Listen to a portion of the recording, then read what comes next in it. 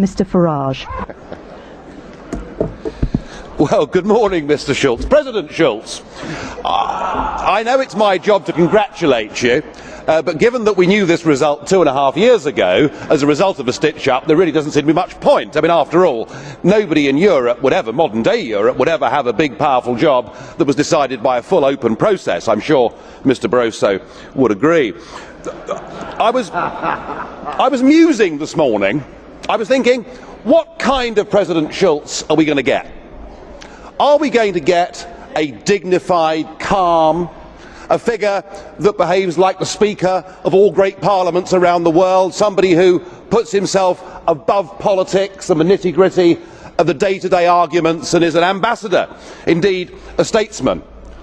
Or are we going to get the Martin Schultz we've got to know since 2004 as leader of the socialist group? You know the one I mean, snarling, angry, unable to control his temper, intolerant of anybody with an alternative point of view, somebody who is contemptuous when in free referendums people have the temerity to vote no, somebody who is anti-British to his fingertips and doesn't like free markets. I was wondering which one would we get. Well, your opening speech has settled that question for me, and it's pretty clear. We're going to have 2.5 years of political fanaticism from the chair. And I have to say, only a third world country, only a banana republic would want to have an overtly political president of a parliament. But it's what we've got. I may represent the smallest group in this parliament, Mr. Schultz, but I can tell you that it's a group whose ideas and whose views are now being echoed by a growing number of citizens right across this continent. I'm sure you'd agree. The opinion polls show it's kind of 50-50 whether people think this EU is a good thing or a bad thing. What we represent, sir, is not anti-Europeanism. That is not what it's about. We believe in nation-state democracy. We want a Europe of trade. We want a Europe of cooperation. We want a Europe that is responsible. We don't want a Europe that seeks to be a global superpower. We don't want a Europe run by Mr. Barroso and the Commission and the so-called community method. And I will do my very best to provide political opposition to your presidency over the course of the next 2.5 years, and I hope you give us a fair hearing. Thank you. What are we doing here? My point was, I mean, I don't want to live in the United States of Europe anyway, because I think that Europe has such different countries, different languages, different histories. But if you were going to build a United States of Europe, surely you wouldn't turn the clock back 1,000 years and abolish democracy and finish up with a president that had been appointed and who cannot be removed. And that was my basic point. But you got penalized for those remarks. Yes, they fined me. It was the maximum. Who fined you? The European Parliament themselves fined me, and it was the maximum fine that the Parliament imposed. It was 3,000 euros. And you paid it? I paid it. I had no choice. They just docked it out of my money. Really? But yeah. And this brings into question. For warning about the very things that are now causing riots across Greece and Europe today? Oh, riots, and I think much worse to come, to be honest with you. Why do you say that? Listen, if you were Greek, I mean, the country that actually invented democracy, and I know the Greeks don't pay their taxes and they have a different culture, but Greece is now ruled by 3 foreign bureaucrats, one from the European Commission, one from the European Central Bank, and one from the IMF, an organisation whose, I'm afraid, gone downhill along with the European Commission. The same IMF, by the way, that says the world's in for stinkier times, right? Yes, it does say that today. But that you agree with? That I agree with, but what I find extraordinary is that America, of course, provides 18% of the money to the IMF, so American money is actually being used to prop up. What would you tell us to do, Nigel?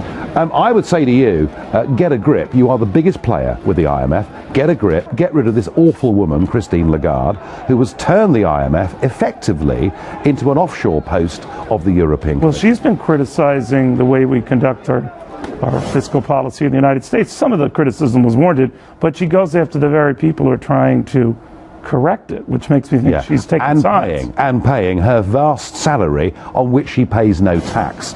You know, the great battle that's going on, and it's happening in America, it's happening in Europe, this battle of bureaucracy versus democracy, and I want to get democracy back.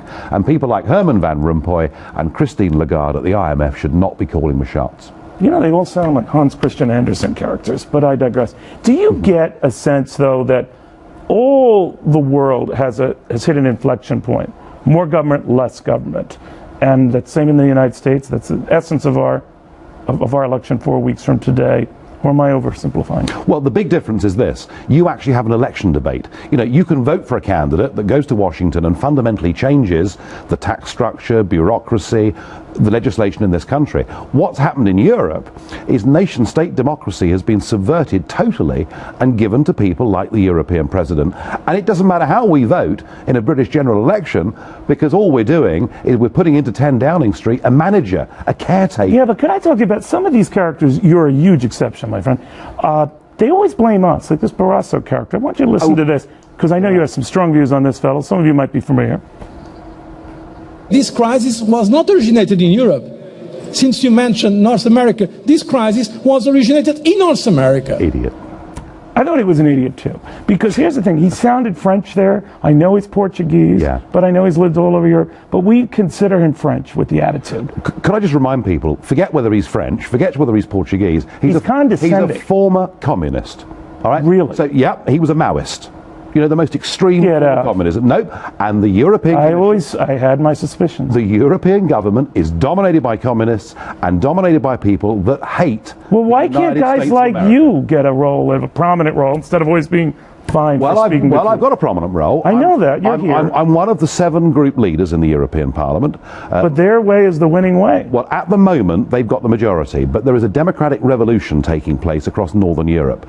In a country like Finland, a party called the True Finns, who are against the bailouts and against this whole crazy system of surrendering democracy, nearly won the general election last year. My party, UKIP, back in the United Kingdom, we've now overtaken the Lib Dems, and we're 3rd in the polls. There is hope, there is optimism.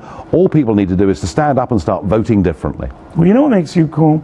I love people who put people down right in front of their faces. I've never stabbed anybody in the back. I always do it in the front.